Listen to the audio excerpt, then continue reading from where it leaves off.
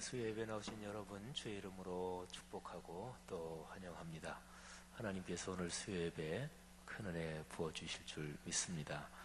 오늘 수요예배는 예배위원회 헌신 예배입니다. 우리 이 시간에 같이 한번 기도했으면 좋겠는데요. 먼저 오늘 예배위원회 헌신 예배, 예배위원회에 속한 모든 부서들 또 부장들 맡고 계신 장로님들 비롯해서 각 부서 임원들 또 모든 부원들 또 사역들 위해서 기도하고요. 그리고 기도 제목 몇 가지 드리면 내일 그 예배 콜로키움 마지막 번입니다. 4차 현장 목회자 논의. 내일은 저 양평 쪽에 있는 장로교회 또 저 청파동에 있는 감리교회 또 저쪽에 시흥 쪽에 있는 우리 성결교회 세교회 담임 목사님들이 오셔서 예배 그 교회에서 하고 있는 예배에 대해서 발표를 하십니다.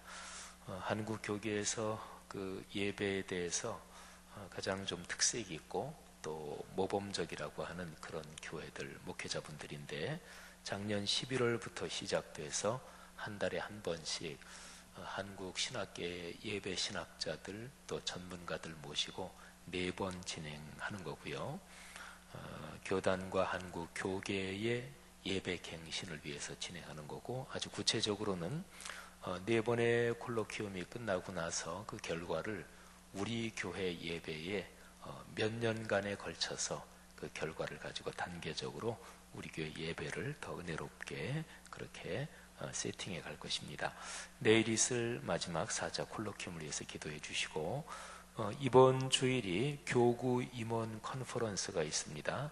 2018년도 사역을 위한 교구 임원 모임 위해서 기도해 주시고 권사회 명예권사회 사순절 기도회가 이번 주간 월요일부터 시작됐어요. 위해서 기도해 주시기를 바라고요. 그리고 특별히 환우들을 위해서 기도해 주실 것은 몽골아가 울렌 솔롱고 위해서 기도해 주시고 오종성 장로님께서 신장 이식 수술 받으시고 지금 회복 중에 계신데 위해서 기도 부탁합니다. 또 조현철 목사님 우리 교회에서 쭉 자라셨고 뇌성마비가 있으신데도 미국까지 가서 아주 훌륭하게 신학 공부하시고 유수한 신학대학에서 신학 공부하시고 목사 안수 받으시고 사역을 참 열심히 하시는 분이신데 몸이 좀 어려운 부분이 있어서 수술 받으시고 2차 수술까지 받으시고 지금 회복 중에 있습니다. 조현철 목사님에서 기도해 주시고 마지막 한 가지 더 기도는 돌아오는 주일이 성찬 예배입니다. 성찬식을 위해서 기도해 주시기를 바랍니다. 특별히 기독교 역사에서 하나님의 은혜가 우리에게 오는 제일 중요한 통로가 예배 그리고 성례, 성찬이거든요. 저는 우리 교회 성찬식이 하나님의 은혜가 크게 임하는 자리가 되도록 늘 기도해오고 그랬는데 개인적으로 성찬식 때 이런저런 은혜를 받았다고 하는 그런 성도님들 얘기도 제가 그간 이렇게 저렇게 들은 게 있어서 아주 감사해요. 성찬 예배 드릴 때 병고침 받았다고 하는 분들도 여러 번 제가 얘기를 들었고 성찬식을 정성을 다해서 준비하면 하나님의 큰 은혜가 임합니다. 여러 가지 기도 제목 말씀드렸는데 우리 한번 다 같이 한번 통성으로 기도하고 제가 마무리 기도하면서 예배를 열겠습니다. 하나님 아버지 은혜를 감사합니다. 이 시간에 우리가 수요일 저녁에 모였습니다. 마음을 모아 아버지 앞에 기도합니다. 무엇보다 오늘 예배위원회 헌신 예배입니다. 하나님께서 예배위원장 장로님 축복하시고 또 모든 예배위원회에 속한 부서 장로님들 또 임원들 또 사역들 축복해 주옵소서. 하나님 아버지 내일 예배 콜로키움 마지막 4번째 모임이 있습니다. 현장 목회자들 논의 하나님이 축복해 주옵소서. 주여 역사해 주옵소서. 하나님 이번 예배 콜로키움이 한국 교계 예배 갱신을 위한 작은 등불이 되게 하시되 의미 있는 걸음이 되게 하시고 특별히 우리 교회 예배 잘 정착할 수 있도록 도와주옵소서. 하나님 교구 임원 컨퍼런스를 통해서 우리 교회 평신도 목회직에 계신 분들 2018년도 사역 아름답게 진행하게 하옵소서. 권사님들 사순절 기도회를 크게 축복하시고 기도 응답받게 하시고 넉넉한 은혜가 있게 하옵소서. 온랜 솔롱고 각별한 주님의 은혜를 베풀어 주옵소서. 오정성 장로님 원만하게 충분하게 회복되게 건강하게 하옵소서. 조현철 목사님 주의 긍휼을 베풀어 주시고 귀한 주의 종을 건강케 하사 주의 거룩한 도구로 지속적으로 아름답게 사용해 주옵소서. 돌아오는 주일의 성찬식에 하나님의 크신 은혜가 함께해 주옵소서. 주님 감사합니다. 축복합니다. 하나님 아버지, 우리가 마음을 모아 올린 이 기도 받으신 것을 믿고 감사합니다. 하나님이 저녁 시간에 주님께서 우리에게 주실 은혜 때문에 가슴이 설레고 또 주님을 찬양합니다. 다드림 찬양단 축복하시고 더불어 찬양대 축복하시며 또 기도와 성경 봉독 맡으신 분들, 또 예배를 돕고 섬기는 예배부, 또 목회자와 직원 모든 분들에게 주의 크신 은총을 더하시옵소서. 감사합니다. 예수님 이름으로 기도 올립니다. 아멘.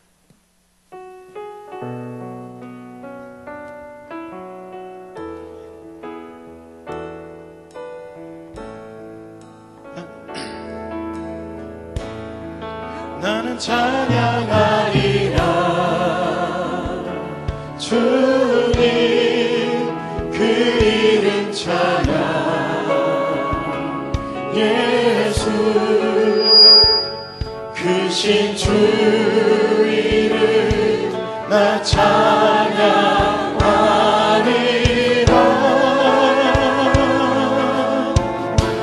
나는 찬양하리라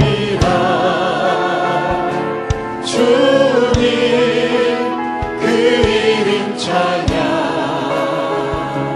예수 크신 주 이름 나 찬양하리라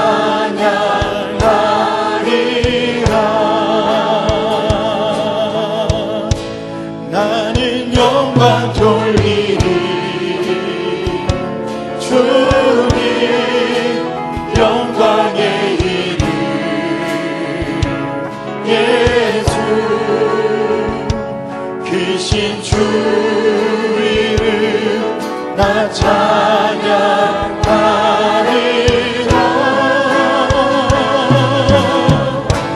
나는 영광 돌리리 주님 영광의 이름 예수 크신 주 이름 나 찬양하리 나는 찬양하리라 주님 앞에 나아갑니다 나는 찬양하리라 주님 그 이름 찬양 예수 크신 주 이름 나 찬양하리라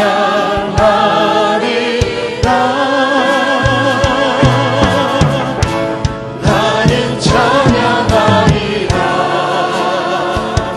주님 그 이름 찬양 예수 크신 주 이름 나 찬양하리라 나는 영광 돌리리 나는 영광 돌리리 주님 영광의 이름 예수 크신 주 이름 나 찬양하리라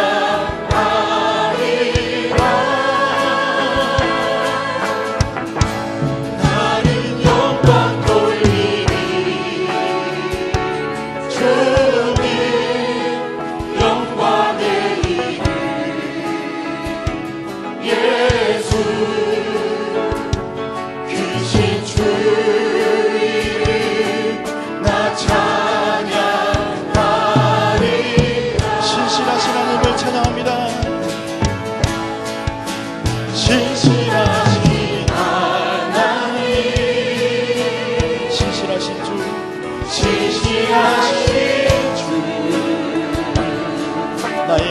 하나님은 나의 주 하나님은 신실하신 주 신실하신 하나님 신실하신 하나님 신실하신 주 신실하신 주 나의 주 하나님은 나의 주 하나님은 신실하신 주님 보좌 앞에 나가 주님 보좌 앞에 나가 참된 안식과 기쁨 다 누리겠네 경배하며 주의 얼굴 구할 때 신실하신 주님 찬양해 신실하신 하나님 신실하신 주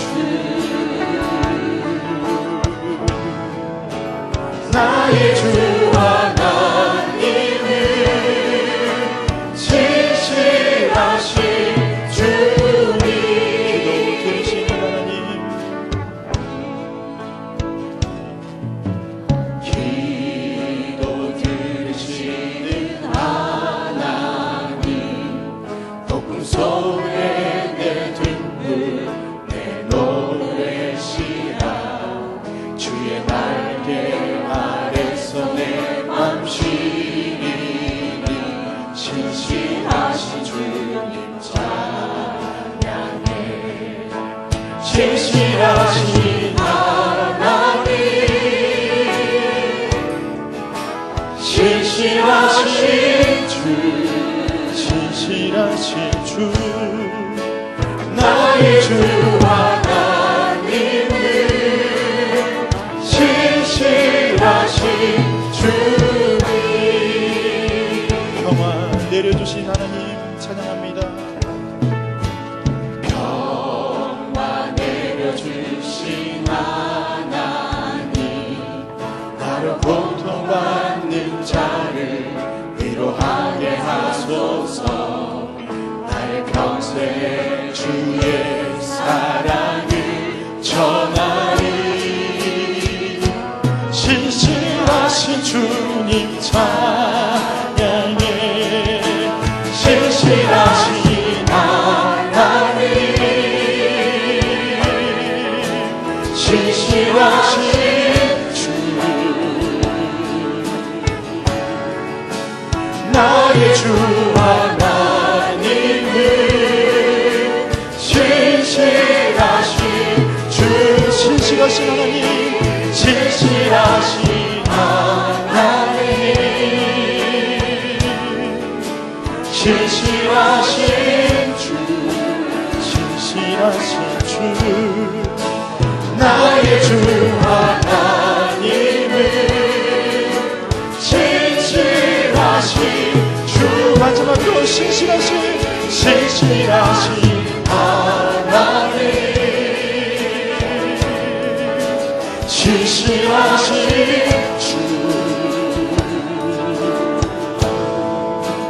나의 주 하나님은 신실하신 주님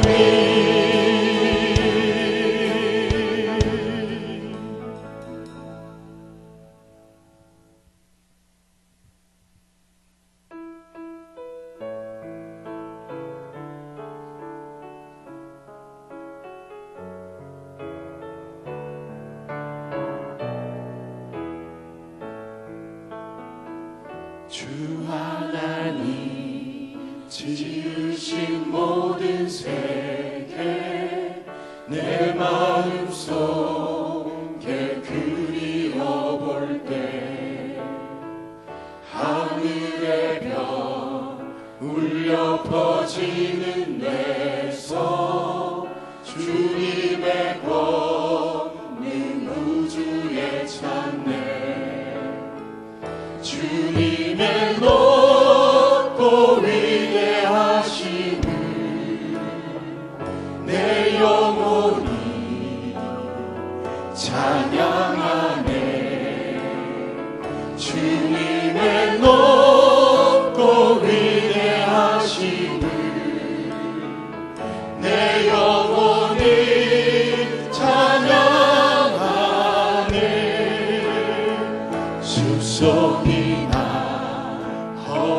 산 골짜기에서 지저귀는 저 새소리들과 고요하게 흐르는 시냇물을 주님의 손짓 노래하도다. 주님의 높고 위대하심을 내 영혼이 찬양하네. 주님의 높고 위대하심을 내 영혼이 찬양하네. 주 하나님 독생자 아낌없이 우리를 위해 보내주셨네. 십자가에 피 흘려 죽으신 주 내 모든 죄를 대속하셨네. 주님의 높고 위대하심을 내 영혼이 찬양하네. 주님의 높고 위대하심을 내 영혼이 찬양하네. 내 주 예수 세상에 다시 올 때 저 천국으로 날 인도하리. 나 겸손히 엎드려 경배하며 영원히 주를 찬양하리라. 주님의 높고 위대하심을 내 영혼이 찬양하네. 주님의 높고 위대하심을 내 영혼이 찬양하.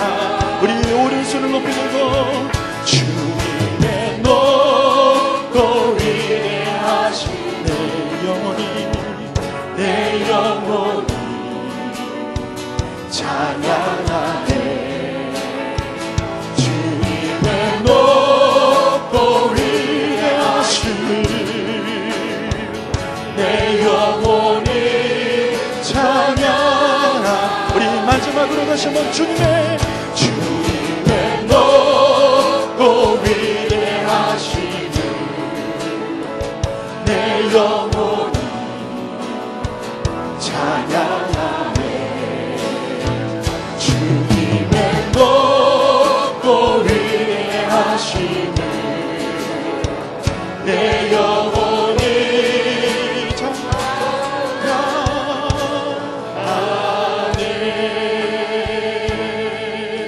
찬양하네. 우리가 하나님의 높고 위대하심을 경배하며 나오는 예배 자리로 우리가 나와서 하나님의 말씀을 듣고 또 경배를 드립니다. 오늘 모든 찬양과 또 말씀을 듣는 시간 가운데 하나님의 영이 임재하시고 특별히 목사님을 붙들어 주셔서 하나님의 말씀을 선포할 때 능력을 주시고 인도하실 줄로 믿습니다. 오늘 예배위원회 헌신 가운데 함께 하시고 우리의 모든 기도와 중보 가운데 주님 함께하여 주시옵소서. 우리가 모든 예배를 돕는 손길을 위해서 이 시간 또한 중보의 기도 드리겠습니다. 함께 기도합니다. 하나님 인도하여 주셔서 주님께서 우리의 기도를 들어주시고 우리 예배 가운데 주님 인자하시고 함께하실 줄 믿습니다. 아버지 하나님, 우리가 주님의 경륜에 하나님 우리가 예배에 참여하오니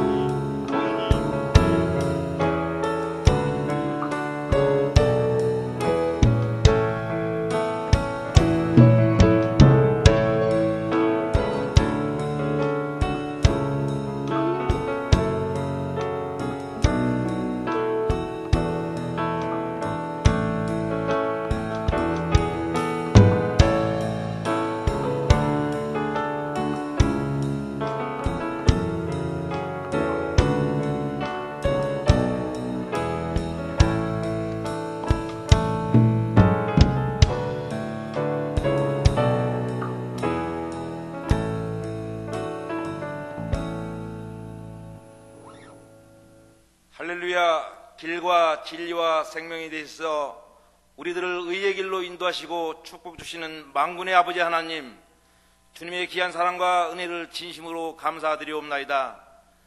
지난주에 수요일부터 사순절 7일째인 오늘까지 우리들을 안위하사 그리스도의 삶과 고난을 기억하게 하시고 부활의 예수님을 통하여 더 낫고 신실한 믿음을 허락하시니 큰 감사를 드립니다. 하나님 아버지, 이 시간 주님께 간절히 빌고 원없는 것은 이 나라 이 민족을 사랑하사 이 땅 위에 전쟁이 없게 하시고 하나님의 권능으로 남북이 통일되게 하시며 온 국민이 함께 온전히 주님을 섬기며 찬양하는 복음으로 통일된 대한민국이 될 수 있도록 주님께서 강력히 주장해 주시옵소서. 주님, 평창올림픽 남은 기간을 축복해 주시고 온 세계인들의 가슴 속에 진정으로 하나님과 평화를 사랑하는 대한민국으로 각인시켜 주시옵소서. 하나님 아버지, 성락교회를 위하여 간절한 마음으로 기도합니다. 주님이 원하시는 사역을 할 수 있는 교회가 되기를 원합니다. 이제는 움츠리고 있던 가슴을 활짝 열고 세상을 더 크게 돌아보게 하시고 잘 보이지 않는 구석구석까지도 세밀하게 섬겨하는 주님이 선택한 교회가 되게 하사 예비하여 세우신 세계 12개 미션센터의 문도 하나 둘 열어가며 온 세상 땅끝까지 복음을 증거하는 주님께 축복받는 교회로 인도해 주시옵소서. 하나님 아버지, 이 시간 주님 사랑하시는 지영은 담임 목사님께서 살아계신 하나님의 말씀을 증거하실 시간입니다. 목사님께 성령의 두리마기를 입혀주사 입술을 통하여 증거되는 말씀마다 성령 하나님의 감동이 넘치게 하시고 온갖 죄로 무거웠던 마음과 직장과 사업으로 힘들었던 가슴, 여러 모양의 어려움으로 괴로웠던 가슴이 시원하게 뻥 뚫려져서 말씀을 듣는 모든 성도들이 가슴이 뜨겁게 성령을 체험하는 시간이 되게 하여 주시옵소서. 하나님, 목사님의 건강을 지켜주시고 목사님의 사역마다 성령 하나님이 동행하사 은혜롭게 인도하시며 특별히 제일지방의 초대회장과 남북 나눔 이사장 사역을 완벽하게 수행하여 기독교계는 물론 믿지 않는 사람들에게도 주님의 향기를 나타내는 목사님으로 우뚝 세워 주시옵소서. 주님, 예배를 위하여 헌신하는 다드림 찬양단의 아름다운 헌신과 은혜로운 찬양으로 영광 돌리는 두보라 찬양대원들을 축복하시고 여러 모양으로 예배를 돕는 손길마다 기쁨 충만한 삶으로 인도해 주시옵소서. 하나님, 이제 수요 예배 처음 시작하는 시간입니다. 마칠 때까지 마귀 일절 틈타지 아니하고 주님 홀로 영광 받으시기를 간절히 빌고 원할 때 나를 축복해 주신 예수님의 이름으로 감사하며 기도 올리옵나이다. 아멘.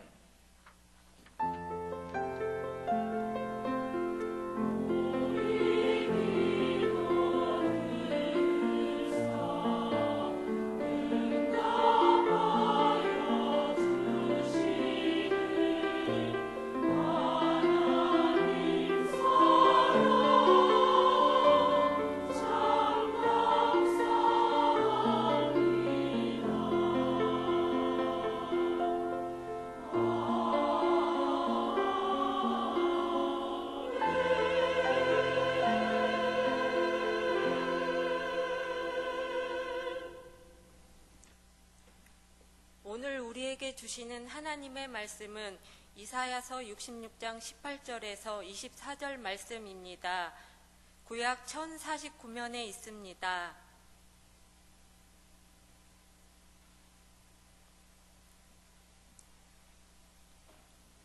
내가 그들의 행위와 사상을 아노라.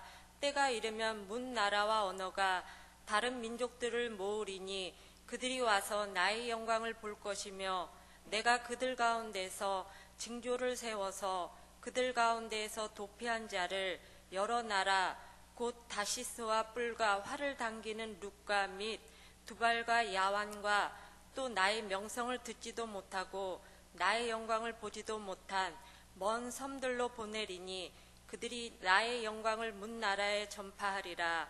나 여호와가 말하노라.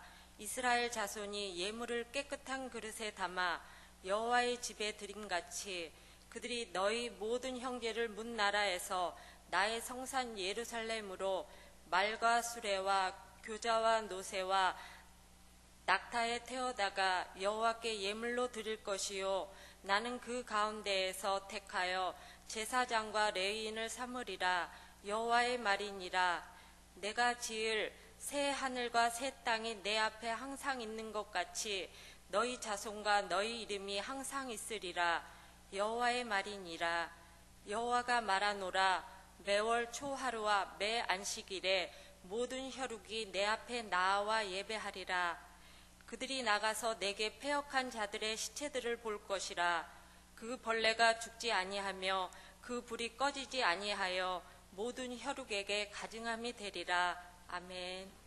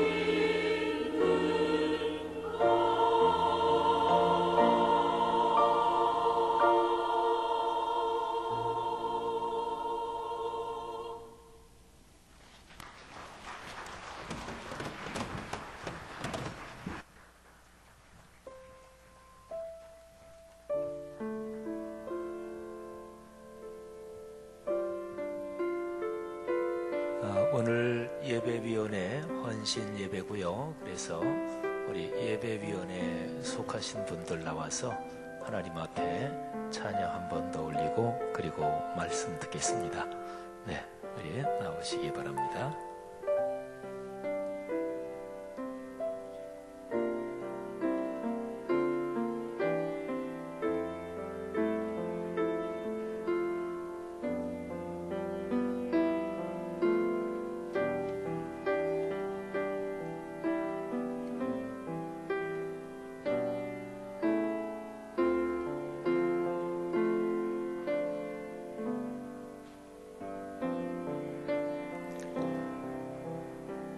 거기 서신 데서 앞으로 더 오셔요. 더.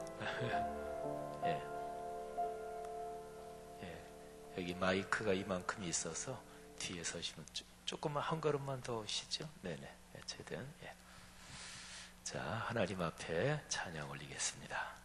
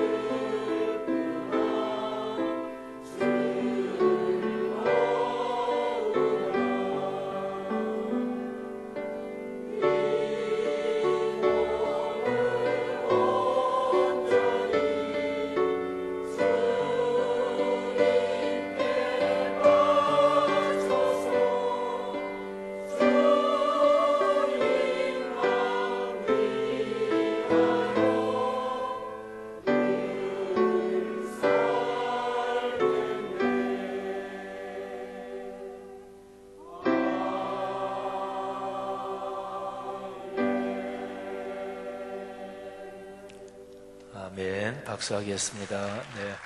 제가 한번 잠깐 기도하겠습니다. 하나님, 예배위원회 섬기시는 분들이 하나님 앞에 찬양 올렸습니다. 우리 귀하신 예배위원장 장로님 비롯해서 또 예배위원회에 속한 각 부서 맡고 사역하시는 장로님들, 또 부감님들, 모든 부원들, 또 목회자 직원들 축복해 주옵소서. 귀한 분들의 사역 크게 복 주시고 가정 가문에 주의 복이 넘치게 하실 줄 믿습니다. 예수님 이름으로 축복하며 기도 올립니다. 아멘. 한 번 더 박수해 주세요. 네, 고맙습니다. 들어가십시오. 네, 고맙습니다.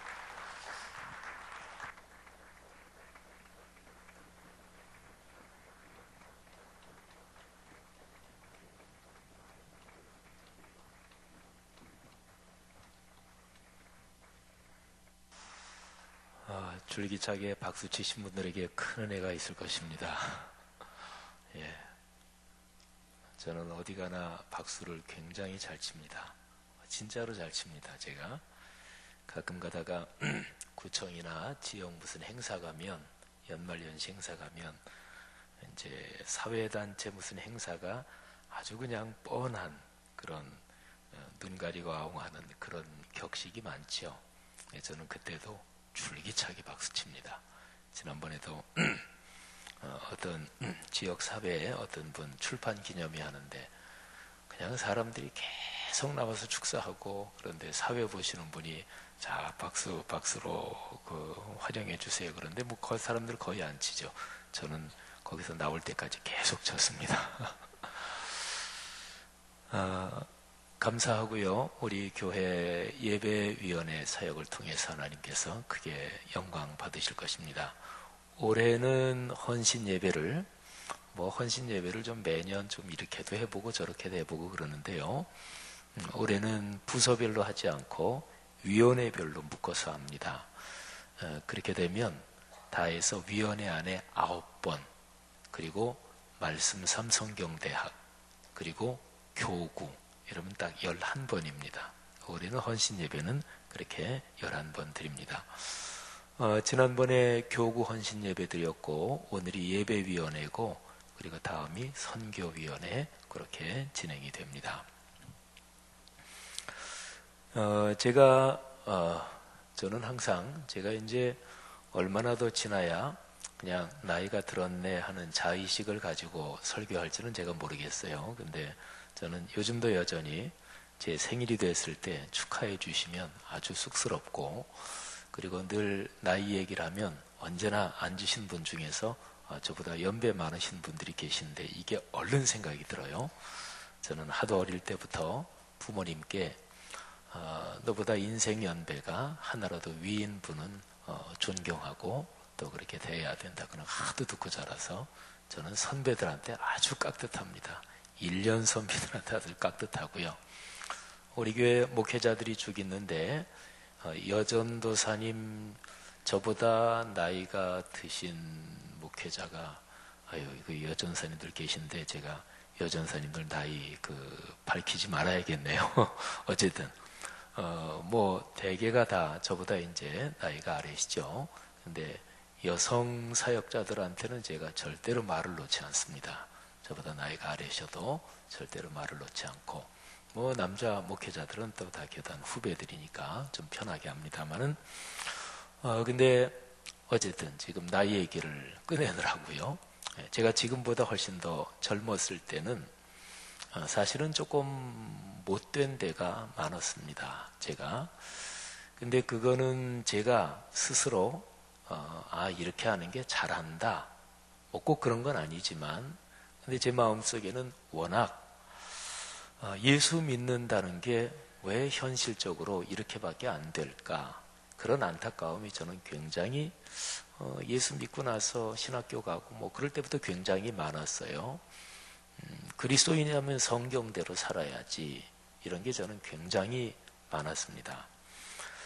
그래서 제가 한참 전에는 부교육자들한테, 그리고 특별히 이제 우리 남자 부교육자들한테 이제 좀 용서하고 들으세요. 남자 부교육자들 이렇게 다 후배들이니까 제가 나는 너희들하고 어느 정도 이상으로 절대로 친해지지 않는다.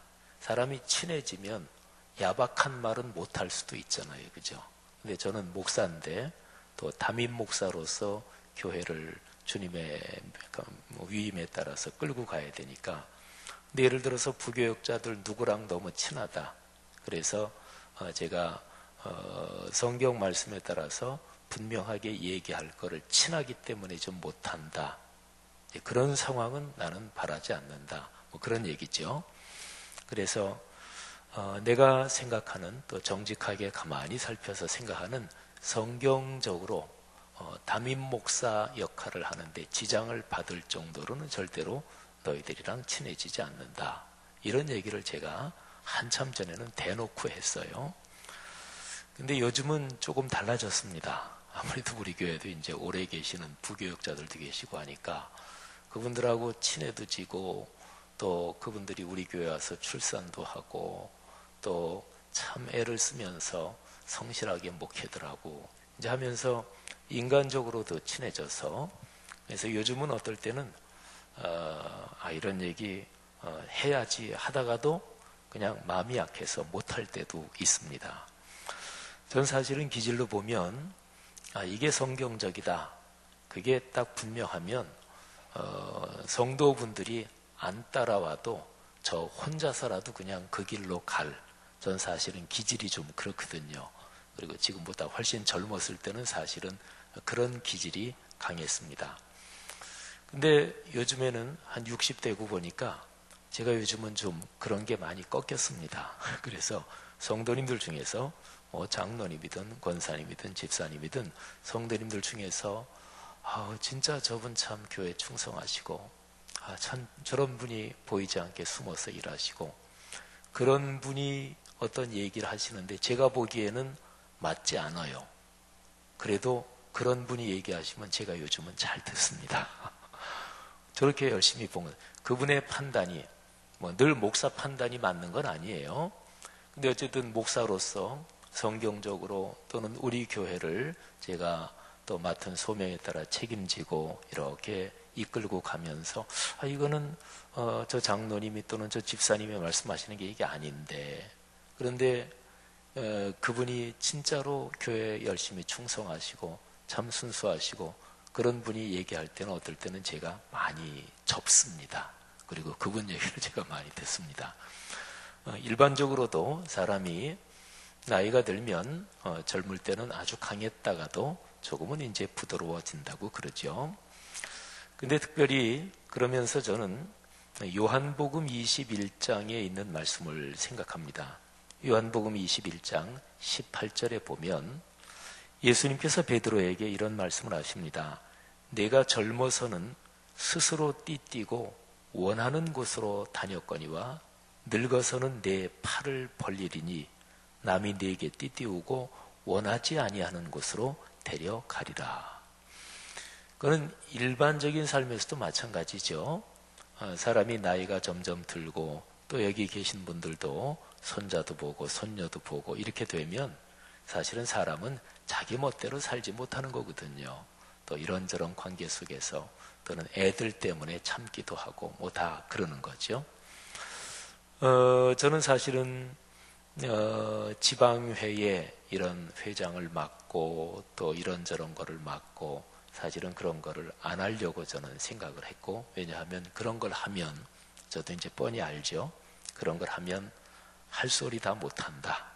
또 그런 거 하면 이런저런 모든 일은 다 혼자 하는 게 아니잖아요. 그죠?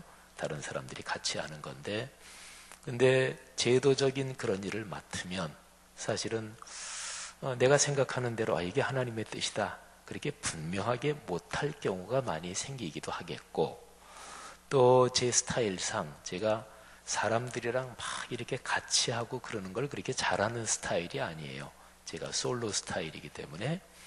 그래서 그런 면에서 탤런트가 없다고 생각도 됐고, 그런데 이제 작년 2017년 지방에 막 이게 갈등이 심해지고 하면서 덜커덕 그 짐을 지게 돼서 그렇게 쭉 그 일을 하고, 그러면서는 이 요한복음의 이 구절이 떠올랐어요.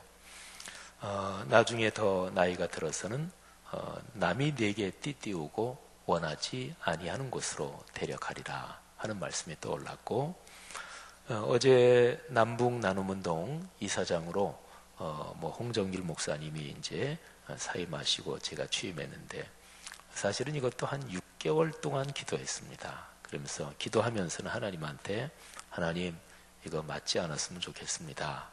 근데 이제 이런저런 여러 가지 상황이 맡을 수밖에 없게 됐고, 그 다음에 또 하나는 가만히 전체적으로 돌아가는 상황이 아무래도 주님께서 맡기시는 일이다, 이런 확신이 점점 들게 됐어요.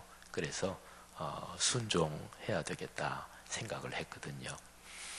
근데 저는 아까 말씀드린 것처럼 이게 주님의 뜻이다, 성경적이다 그러면 좌고우면하지 않고, 그러니까 이런저런 거 거치지 않고 주님의 뜻인데 그러면 가는 거지요.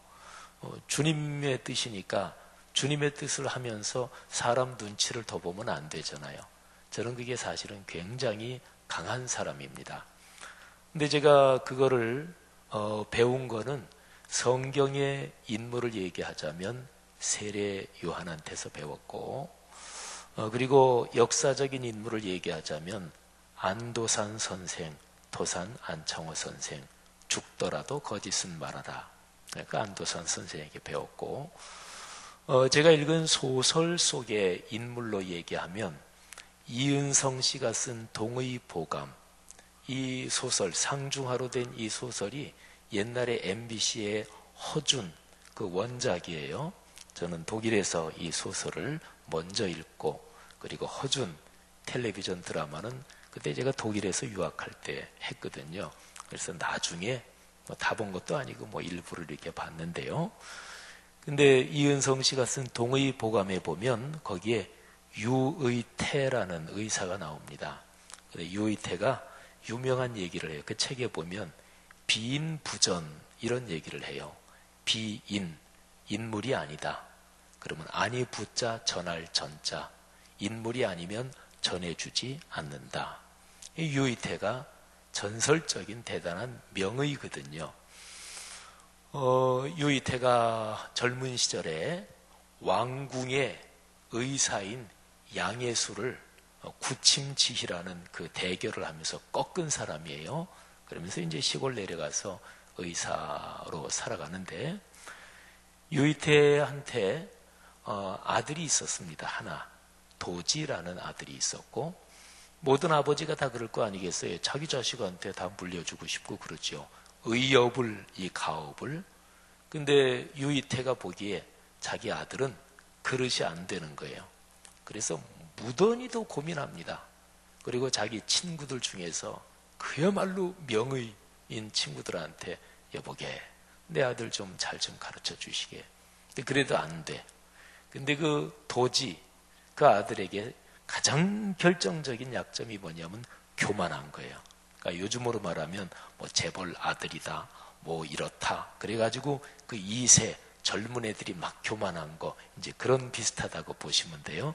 그 소설 안 읽으신 분들, 또는 TV 드라마에도 그런 상황이 나오는지 그건 제가 모르겠는데, 그래서 유의태가 고민하고 그러다가 유의태가 결심한 게 그거에 비인부전. 자기가 이뤄온 의업을 이거를 아들한테 물려주지 않고 이거를 어디 떠돌다가 자기 집에 들어와서 의사 이런 역을 배운 허준한테 물려주지요. 저는 독일에서 그 책을 읽으면서 참 아주 은혜를 많이 받았어요. 일반 소설인데 굉장히 은혜를 받고, 그래서 나중에 제가 독일에서 학위 받고 들어와서 대학원에서 세미나 하고 그럴 때, 제가 대학원 수업 시작할 때 처음에 학생들한테 동의 보감을 읽고 그 동의 보감 소설 속에 담긴 신학적 또는 목회적 의미에 대해서 써와라. 그렇게 제가 논문 숙제를 내기도 했습니다. 어쨌든 제가 세 가지 인물 말씀드렸는데, 세례 요한, 그리고 안도산 선생, 그리고 유의태.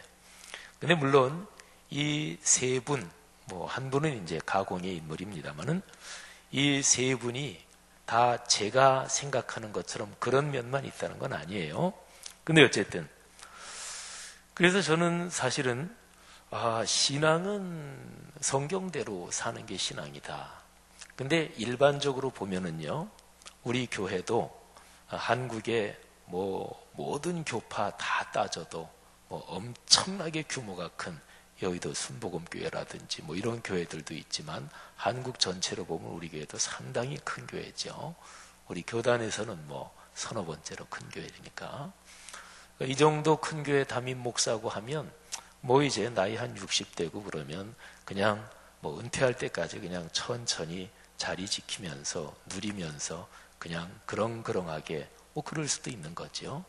근데 저는 기질이 그래서 그런지 그런 생각이 드는 게 아니고, 계속해서 성경 말씀대로 살아야 되는데, 그리고 저한테 누가 한국교회 대표를 맡겨준 적 한 번도 없어요. 근데 저는 늘 한국교회가 그렇게 걱정스럽고 한국교회가 이대로는 안 된다, 이런 생각이 제가 굉장히 많습니다. 어쨌든 그런 생각을 가지고 하면서 제가 2014년, 지금이 2018년이죠. 그러니까 4년 전에 제가 굉장히 고민을 하면서 한국 교회 그리스도인들이 뭐 모든 교회마다 다 주일 예배 드리잖아요. 수요 예배 드리고 뭐 한국 교회가 예배를 또 많이 드리잖아요. 그런데 제가 그때 계속 고민한 게 한국 교회 그리스도인들이 설교를 사실상은 안 듣는다. 사실상은 설교를 안 듣는다. 이 생각을 제가 했어요.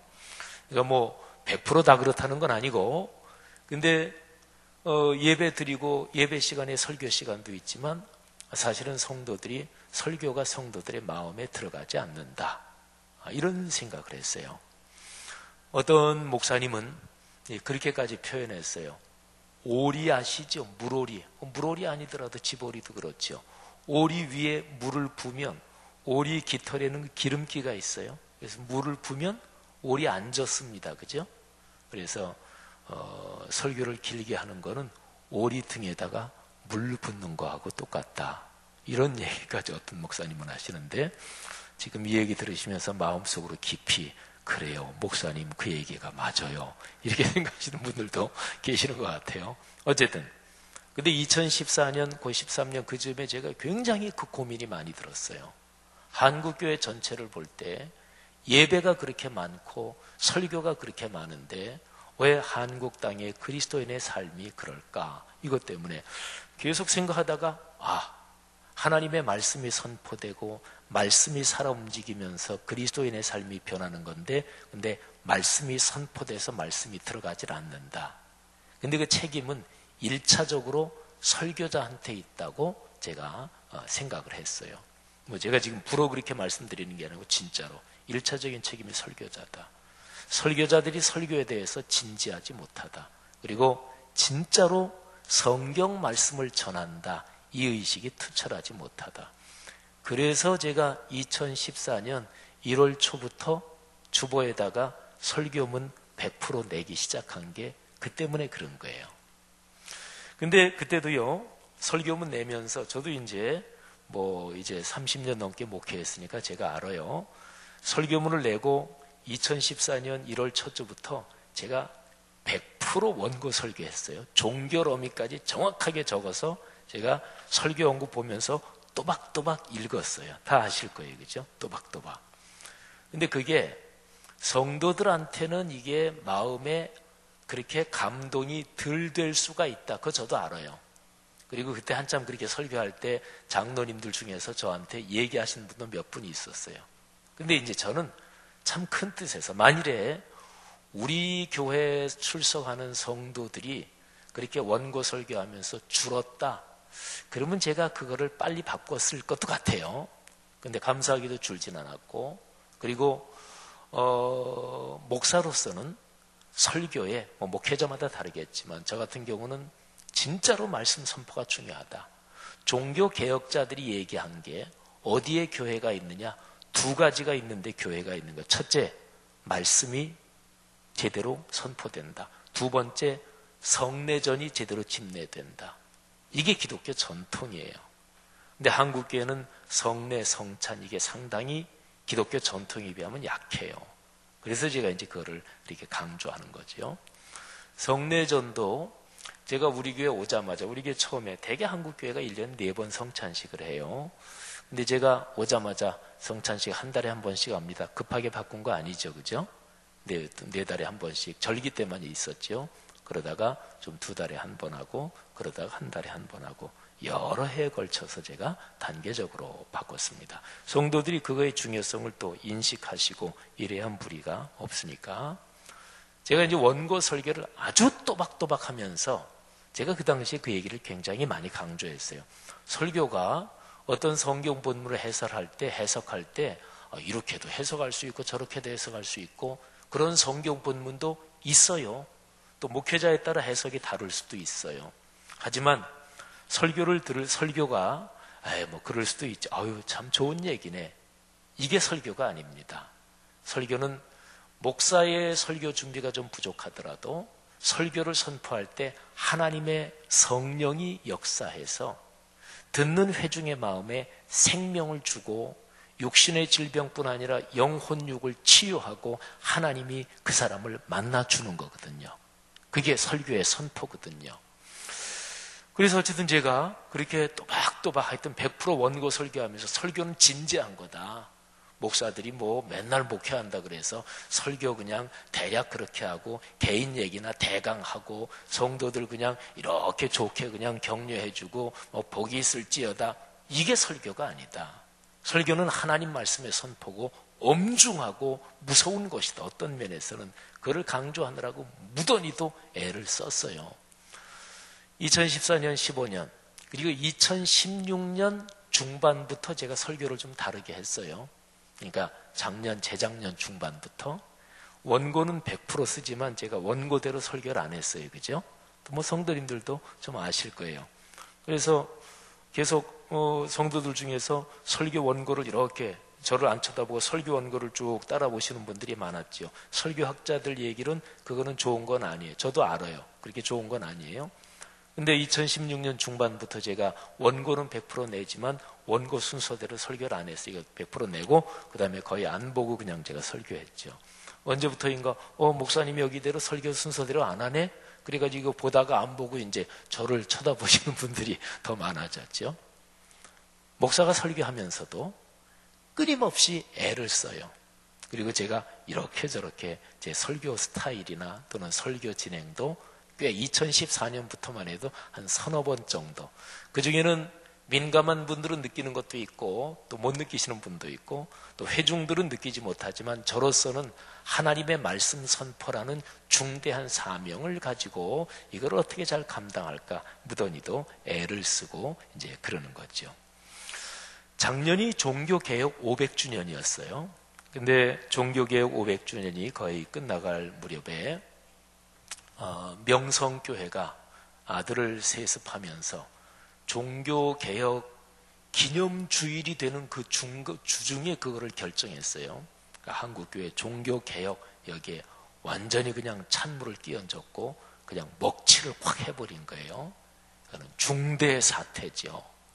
왜 하필 그때 하셨나? 그분이 그런 생각이 참 안타까운데. 근데 어쨌든 한국교회 종교개혁 500주년 마무리하는 10월, 11월 그 연말쯤에는 그렇게 그냥 아주 풍비박산이 돼버렸어요. 아주 풍비박산이 돼버렸습니다. 2016년부터 적어도 종교개혁 500주년 1년 전부터 종교개혁 관련해서 굉장히 많은 세미나 모임 행사가 있었고 2017년은 말할 것도 없었고 근데 이제 2017년 지나면서 제 마음속에 이게 세미나나 이런 건 많이 하는데 삶의 변화는 없고 그런 것 때문에 굉장히 안타까웠고 그거는 뭐 저만이 아니라 많은 분들이 또 그런 생각을 가졌을 거예요. 그래서 2017년 작년 연말 결산하면서 또 제가 전공한 신학 분야가 종교개혁 그쪽하고 또 관련이 많아요. 그래서 교계 이런저런 세미나 때 제가 발표도 하고 논찬도 하고 토론도 하고 또 글도 제가 많이 쓰고 그래서 연말 돼서도 이제 그런 거를 마무리하면서 이런저런 글 쓸 기회 또는 뭐 발표할 기회가 있었는데 그때 제가 그런 얘기를 했어요.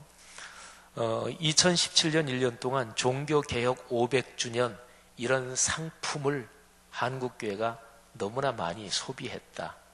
상품을 많이 소비하면 둔감해집니다.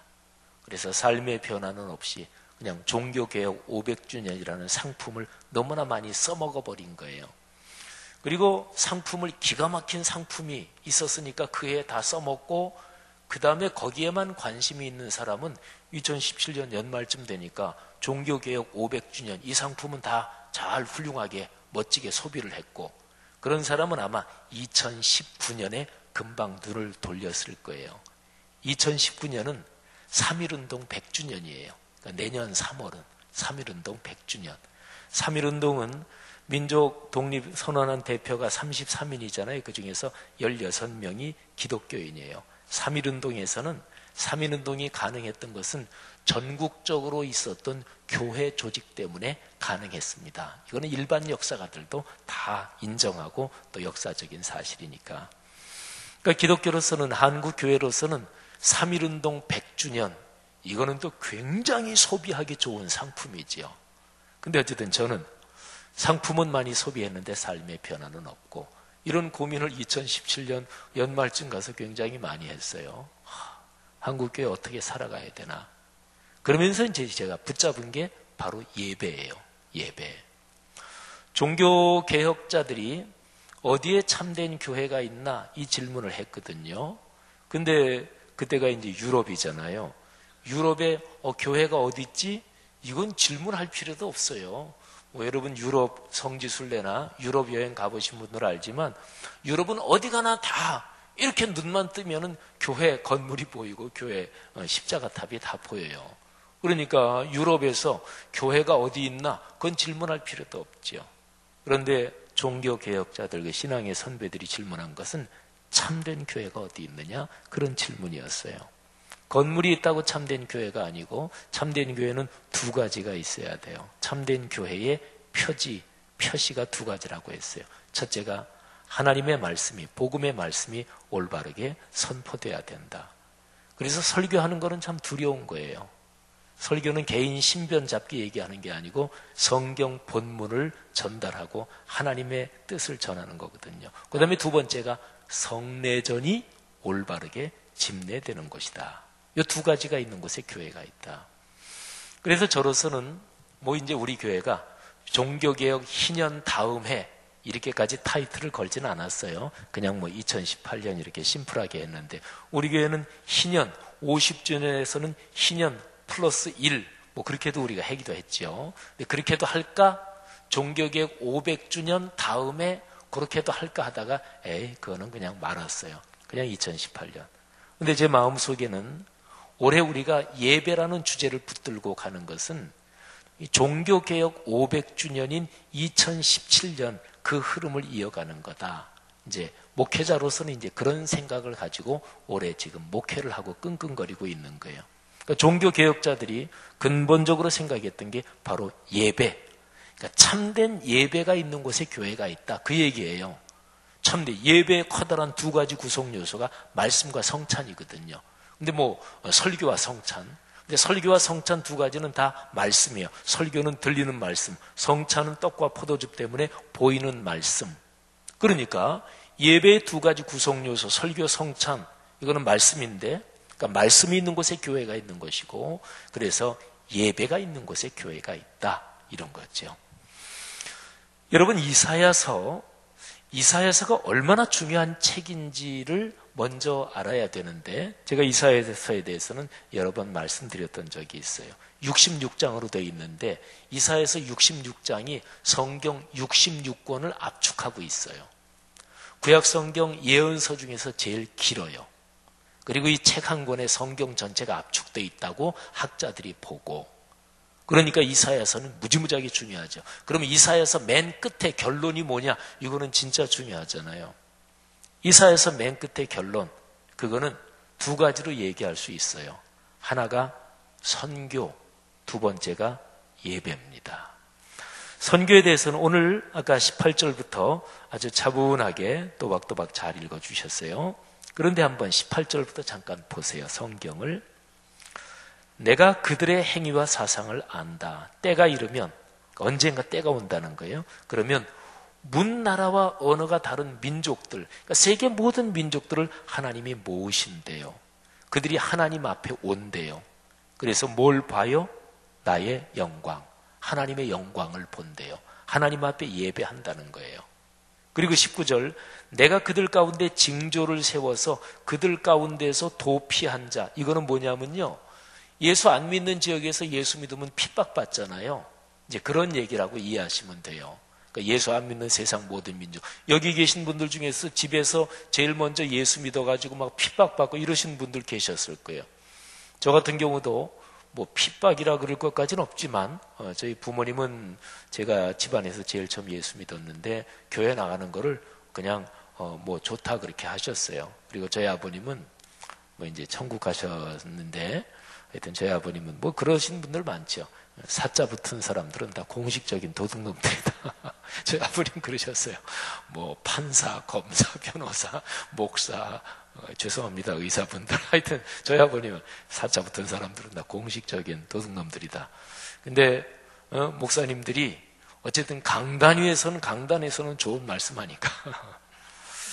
그러니까 이제 근데 제가 이제 아무래도 교회 나가면서 은혜를 받고 교회 막 열심을 내게 되니까 어느 부모나 다 그렇듯이 너 공부 소홀히 하면 안 된다. 이런 것 때문에 혼도 내시고 이제 그러신 적은 있었습니다만은 어쨌든요, 세계 다른 민족 가운데 하나님의 복음을 듣고 예수를 믿어서 거기서 박해를 받고 도피에 앉아 이런 얘기예요. 그런데 그런 사람들을 다시 하나님이 보내신대요.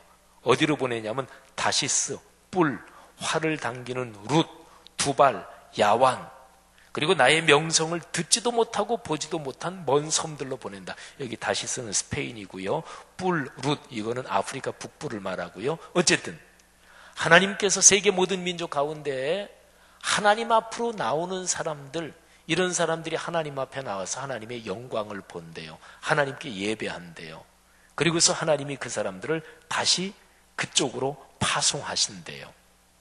그래서 하나님의 영광을 문 나라에 전파한대요. 18절 마지막에 보세요. 그들이 와서 나의 영광을 본다 그랬잖아요. 그 영광을 본 사람이 19절 마지막에 보니까 영광을 문 나라에 전파해요. 봐야 전해요. 체험해야 전해요. 은혜 받아야 전합니다. 보지 못하고 받지 못하고 체험하지 못하면 절대로 전하지 못합니다. 그래서 하나님께 나와서 그 영광을 본다, 그 은혜를 체험한다, 하나님을 만난다, 하나님께 복을 받는다, 이게 예배잖아요. 하나님 만나는 게. 그리고 그 만나서 받은 복, 은혜, 그 체험을 가지고 다시 나간단 말이, 이게 선교잖아요. 예배는 모이는 거예요. 선교는 흩어지는 거예요. 그러니까 이사야서 맨 마지막에 커다란 두 주제는 선교 예배입니다. 그리고 21절 한번 보시면, 20절 보시면 나 여호와가 말하노라, 이스라엘 자손이 예물을 깨끗한 그릇에 담아 하나님의 집에 정성껏 예물을 드리는 것처럼 그들이, 그러니까 그렇게 세계 선교하러 나간 그 사람들이 너희 모든 형제, 이거는 세계 모든 민족을 말해요. 모든 형제들을 문 나라에서, 세계 모든 나라에서 하나님의 성산 예루살렘으로 정성껏 모셔온대요. 말 태워서, 수레에 태워서, 교자에 태워서, 노새, 낙타에 태워서, 그래서 여호와께 예물로 드린대요. 이거는 영혼을 구원해서 하나님의 자녀가 되게 한다는 거죠. 그리고 21절, 나는 그 가운데서 택해서 제사장과 레위인을 삼는데요. 이게 그 당시에 유대인들한테는 말도 안 되는 얘기예요. 제사장 레위인은 이스라엘 사람이라고 해서 다 되는 것도 아니에요. 이스라엘 사람 중에서 레위 지파만 돼요. 그 혈통만 돼요. 그런데 하나님께서 이 이방 민족 중에서 하나님께 나온 사람을 레위인 삼고 제사장 삼는다, 이런 얘기죠. 그죠? 이게 제가 옛날에 설교한 것 중에서 오벳 에돔, 이 사람은 이스라엘 사람이 아닙니다. 근데 그 사람이 성전 문지기, 성전 찬양대가 돼요. 이거는 그 당시로는 말이 안 되는 얘기예요. 근데 이게 지금 그런 거예요. 그래서 하나님께서 그 사람들을 제사장 레위인을 삼는다. 자, 그리고 22절 말씀, 내가 지을 새 하늘과 새 땅이 내 앞에 항상 있는 것 같이 너희 자손과 너희 이름이 항상 있으리라. 여러분, 여러분의 자손과 여러분의 이름이 하나님 앞에 항상 있기를 축복합니다. 그런데 그러려면 두 가지 일에 동참해야 돼요. 예배, 선교. 예배의 자리를 지켜야 돼요. 그리고 거기서 은혜를 받고 내가 사는 삶이 선교가 돼야 되고, 또 구체적으로 전도도 하고, 또 세계 선교에도 동참하고, 예배, 선교, 이 두 가지에 동참하는 사람들, 그 사람들의 자손과 그 이름들이 항상 있는데요. 옛날 동서고금을 막론하고 제일 무서운 벌이 뭔 줄 아세요? 그 이름을 완전히 지워버리는 거예요. 그러니까 뭐 상족을 멸한다, 부족을 멸한다, 그거는 다른 말로 말하면 이름을 다 지워버린다는 거예요. 서양이나 동양이나 제일 무시무시한 벌은 그 가문, 그 사람 이름을 입에 올려도 처벌하는 거예요. 그러니까 완전히 기억 속에서 지워버리는 거예요. 그래서 옛날 영화 보면 영웅들이 전투에 참여할 때, 그때에 내 이름을 남긴다, 이것 때문에 참여하는 거예요. 근데 하나님 앞에 이름이 영원히 있다, 그러는 거예요. 자, 오늘 제 설교의 마지막 결론은 23절, 24절입니다. 23절 다 같이 읽겠습니다. 시작. 여호와가 말하노라, 매월 초하루와 매 안식일에 모든 혈육이 내 앞에 나와 예배하리라. 아멘. 이사야서 맨 마지막 결론은 여기 23절 맨 마지막, 예배하리라. 세상 끄트머리 어떻게 될까요? 마지막엔 결국 어떻게 될까요? 예배하리라. 자, 24절이 한 절 더 있긴 해요. 24절 다 같이 읽어볼까요? 시작. 그들이 나가서 내게 패역한 자들의 시체들을 볼 것이라. 그 벌레가 죽지 아니하며 그 불이 꺼지지 아니하여 모든 혈육에게 가증함이 되리라. 아멘. 24절은 무서운 심판의 말씀이에요. 그런데요, 유대인들은 이사야서 이 말씀을 읽을 때, 이사야 66장 맨 마지막을 읽을 때 23절 읽고 24절 읽고 그 다음에 23절을 또 한 번 읽어요. 제일 마지막은 23절인 거죠. 그러니까 23절 읽고 24절 읽고 그리고 나서 다시 23절을 마지막으로 또 한 번 읽어요. 여호와가 말하노라. 매월 초하루와 매 안식일에 모든 혈육이 내 앞에 나와 예배하리라. 하나님의 최종적인 뜻은 심판이 아니라 축복이고 구원인데 가장 최종적인 거 남는 거는 예배가 남는 거예요. 그런 얘기로 제 설교를 마칠까 합니다.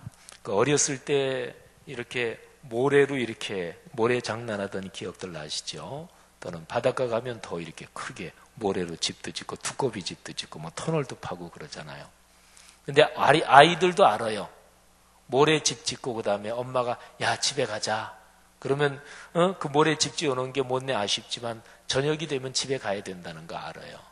모래성 쌓아놓은 거는 그거는 허물어진다. 그거는 애들도 알고 어른이야 당연한 거고. 그러니까 결국에 그렇게 된다. 결국의 결론은 그렇다. 그 결론을 알고 그거를 잘 기억하는 사람은 지혜 있는 사람입니다. 결국은 죽잖아요. 그런 얘기 들어보셨죠? 근데 그게 진짜 어디서 나온 얘기인지는 모르겠어요. 유대인들 사이에서 전해져 내려오는 얘기인지 모르겠지만 다윗은 이스라엘의 가장 위대한 임금 중에 한 사람이 가장 위대한 임금이죠. 근데 다윗이 모든 나라를 평정하고 나라가 강력하게 부강해진 뒤에 반지를 하나 만들려고 반지 세공인한테 명령을 했다 그러잖아요. 그러면서 반지에다가 참 필요한 글귀를 새겨라. 그래서 반지 세공인이 이 반지 안쪽에다가 뭘 새길까 생각하다가 그 반지 세공인이 이 또한 지나가리라. 뭐 이런 걸 새겼다 그래요. 인터넷에 많이 돌아다니는 얘기예요. 얘기 출처가 어떻게 되는지 모르겠어요. 근데 그 얘기 자체에 담긴 교훈은 참 귀한 거예요. 살면서 굉장히 힘드신 일이 있습니까? 그것도 지나가요. 굉장히 막 분하고 막 바들바들 떨리고 그렇습니까? 한 2, 3일 자면 지나가요. 다 지나갑니다. 그거 안 되면 막 못 살 것 같고 그거 꺾이면 자존심 때문에 죽을 것 같고 아유 걱정 붙들어 매셔요. 그냥 한 일주일 지나면 지나갑니다. 다 지나가요.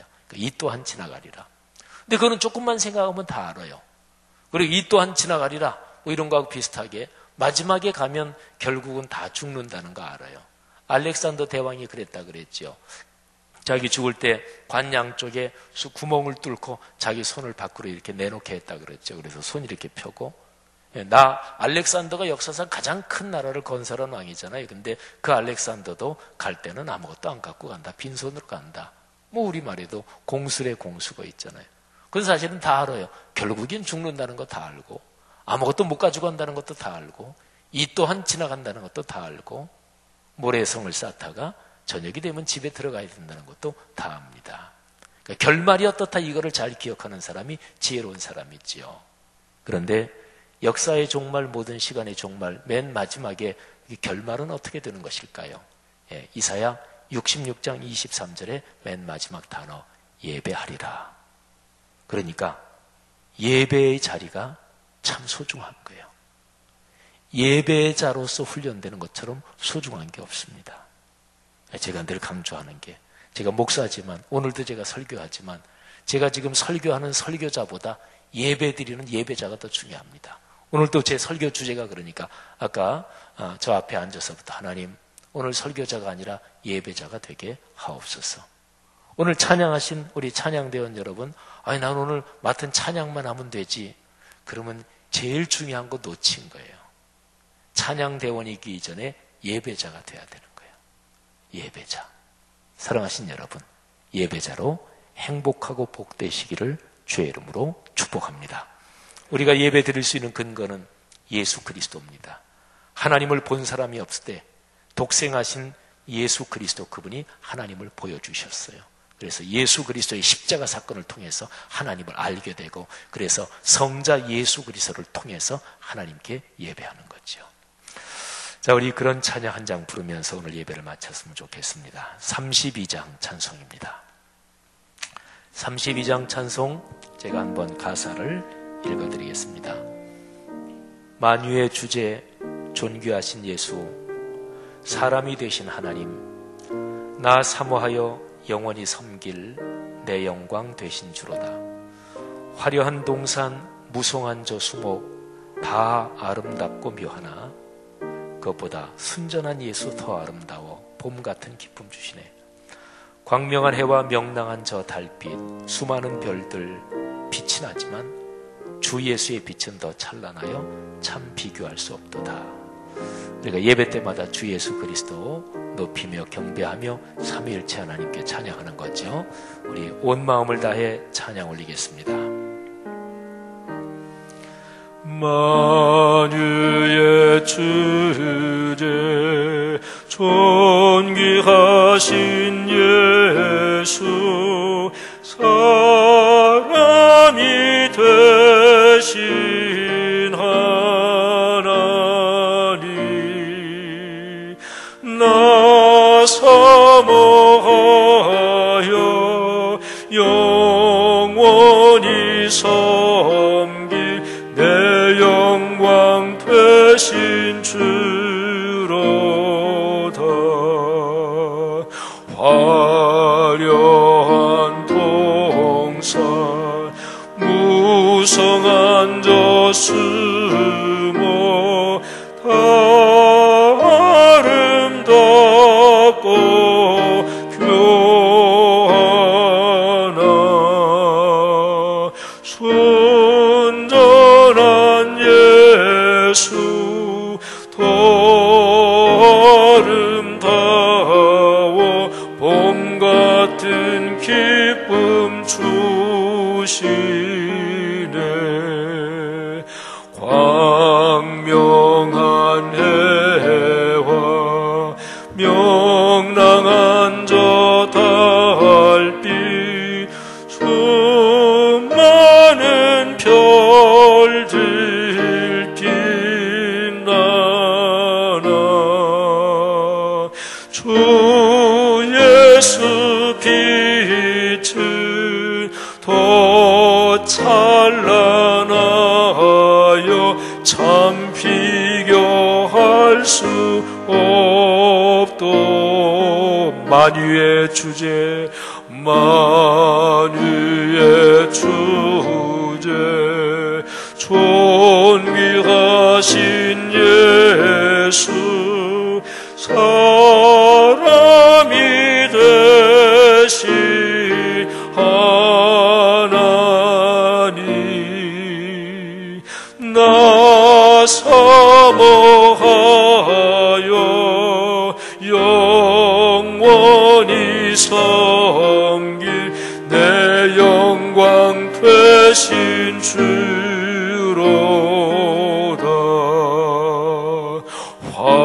화려한 동산, 무성한 저 수목 다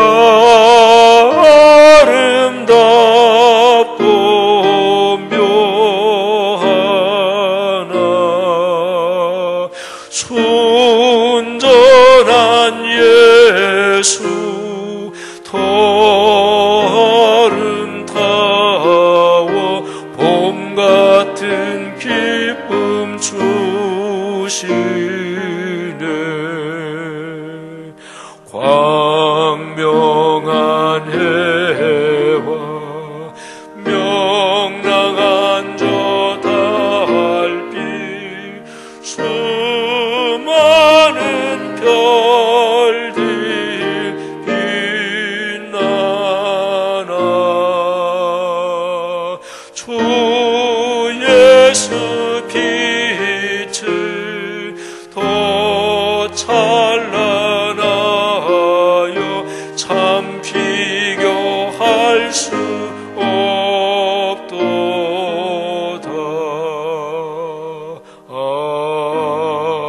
아멘.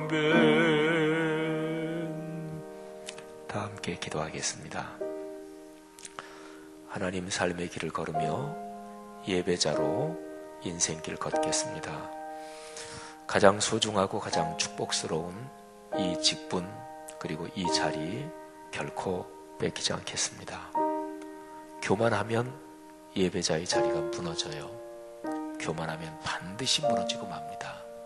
예배가 대수롭지 않게 생각되고 설교가 대수롭지 않게 생각되고 찬양이 흥미가 없어지고 근데 사모하는 마음, 심령이 가난한 자 그리고 주님을 사랑하는 사람은 예배 시간이 그렇게 좋을 수가 없는 거예요. 저는 주일 예배 참 좋고 근데 수요 예배가 참 좋아요. 저는 수요 예배를 이렇게 드릴 때면 초대교회 예배가 생각이 나요. 초대교회는 저녁 때 예배를 많이 드렸어요. 왜? 잡혀서 죽고 박해 시절이니까. 그래서 저는 수요 예배 분위기하고 주일 예배 분위기는 또 이게 다르고 특징이 있죠. 수요 예배가 참 좋아요. 참 진짜 초대교회 그런 느낌도 나고 이 시간에 각자가 설교를 듣는 중에 또 하나님께서 나에게 들려주신 음성 꼭 붙들고 결단하며 잠시 각자 통성으로 기도하겠습니다. 하나님 아버지 은혜 감사합니다. 주여 예배자로 살겠습니다. 목회자이기 이전에 목사이기 이전에 예배자로 살겠습니다. 설교자이기 이전에 예배자로 살겠습니다. 하나님 그리스도인으로 아버지의 자녀로 세상 인생길 걸어가며 예배자로 살겠습니다. 하나님 예배의 자리에서 주님께서 만나주시고 주님께서 주시는 축복 넉넉하게 누리게 하옵소서. 오 주여 저희를 축복하시기 원합니다. 이 시간에 결단하고 고백하여 사랑하는 성도들 한 사람 한 사람 머리에 만수하여 주옵소서. 이 귀한 주님의 백성들 크게 축복하여 주옵소서. 오 주여 믿습니다. 감사합니다. 축복합니다. 주님 축복하옵소서. 주여 축복하옵소서. 오 주님 축복하옵소서. 예배 자리에서 주시는 주님 이 백성들의 공동체 가득하게 하옵소서. 주님 믿습니다. 아버지 역사 주옵소서. 아버지 주옵소서.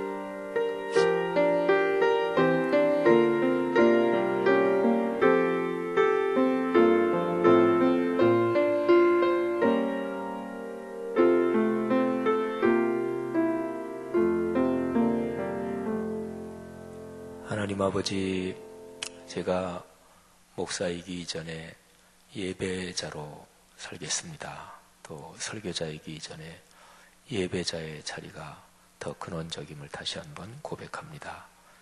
그리스도인으로서 가장 소중한 자리가 예배자의 자리임을 다시 한번 우리가 깨닫습니다. 거기에 하나님께서 주시는 복이 다 걸려있고 안식일의 복을 걸어놓으신 하나님의 섭리가 예배의 자리를 통해 흐르는 것 다시 한번 깨닫고 감사합니다. 예배자로 살겠다는 그 결단, 또 오늘 예배위원회 헌신 예배로 하나님 앞에 드리는데 예배위원회 사역, 위원회 안에 속한 모든 부서의 사역을 축복하시고 또 찬양대, 찬양팀, 또 예배부, 또 관련된 모든 부서 축복해 주옵소서. 돌아가는 걸음 축복하시고 가슴 가득한 기쁨이 삶의 복으로 이어지게 하옵소서. 병도 고침받게 하옵소서. 아들, 딸, 손자, 손녀 잘되게 하시고 경제활동에 큰 복을 주시고 좋은 문들 열어주셔서 성도들의 경제 상황이 넉넉하게 하시고 하나님이 주신 큰 재물로 선교에 헌신하게 하옵소서. 자손 대대로 복이 있을지어다. 예수 그리스도의 은혜와 하늘아버지의 사랑하심과 늘 함께 하시는 성령의 동행하심이 하늘 백성 머리머리 위에 지금부터 영원히 같이 계시기를 축원하옵나이다. 아멘.